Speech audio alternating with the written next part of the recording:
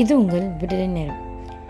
ஏதோ ஒரு காரியத்தை குறித்து கலங்கி தவித்து கொண்டிருக்கிறீங்கள, அந்த காரியம் நடக்குமா நடக்காதா, நான் எல்லோரும் முன்னே வெக்கப்பட்டு போயிடுவேனா, இது எப்படி போய் முடியுமோ அப்படின்னு சொல்லி யோசித்து கலங்கி தவித்து கொண்டு இருக்கிறீங்க அப்படின்னு சொன்னால், இந்த வார்த்தையை ஆண்டவர் உங்களிடத்துல தான் பேசுகிறார்.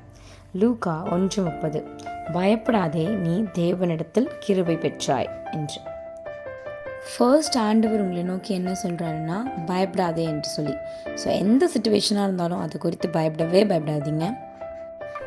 ஏன் என்று சொன்னால், தேவனிடத்தில் நமக்கு கிருபை கிடைத்ததுக்கப்புறம் நாம் எதுக்காக மனுஷனுக்காக பயப்படணும்?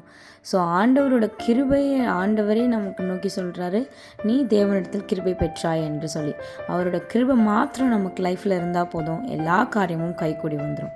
ஸோ எது குறித்தும் பயப்படாதீங்க, கலங்காதீங்க. தேவனிடத்தில் மன மகிழ்ச்சியாக இருங்க. உங்களோட காரியம் கைக்கூடி வரும். ஆமென்.